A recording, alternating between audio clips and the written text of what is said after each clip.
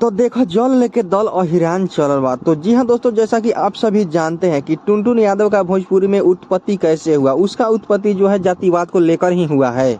उसको जितना भी नेम फेम मिला है उसका मेन कारण जातिवाद ही है। हालांकि उसने अच्छा गाना भी बहुत सारा गाया है, लेकिन उसका पहचान जो है जातिवाद से ही बना है भोजपुरी इंडस्ट्री में। दोस्तों टुनटुन यादव तक तो जातिवाद सही था, मतलब क्योंकि ये टुनटुन यादव जो है छोटे लेवल का कलाकार है। लेकिन दोस्तों भोजपुरी इंडस्ट्री के जो सबसे बड़े कलाकार हैं खेसारी लाल यादव, उन्होंने तो भक्ति में भी जातिवाद को घुसेड़ दिया है।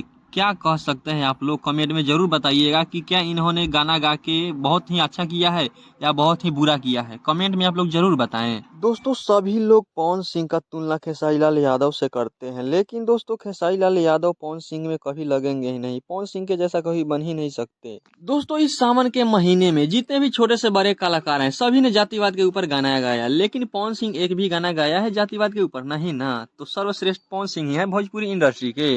दोस्तों मैं फैन किसी भी पक्ष का नहीं हूँ, दोनों पक्ष का गाना सुनता हूँ, लेकिन दोस्तों जातिवाद मुझे बहुत ही बुरा लगता है, इसलिए मैंने खेसारी लाल यादव के गाने पे बोला है। बाकी दोस्तों आप लोग अपना ओपिनियन कमेंट में जरूर दीजिएगा। फिर मिलते हैं किसी अगले नए अपडेट के साथ। तब तक के लिए जय हिंद जय भारत दोस्तों, और हर हर महादेव इस सावन के महीने भर के लिए। और दोस्तों महादेव जी को मानने वाले जितने भी भक्त हैं उन सभी से मैं एक प्रार्थना करना चाहता हूँ कि इस सावन भर के लिए सिर्फ और सिर्फ बेलपत्र पे ध्यान दें, ना कि लव लेटर पे, क्योंकि ये सावन की महीना है।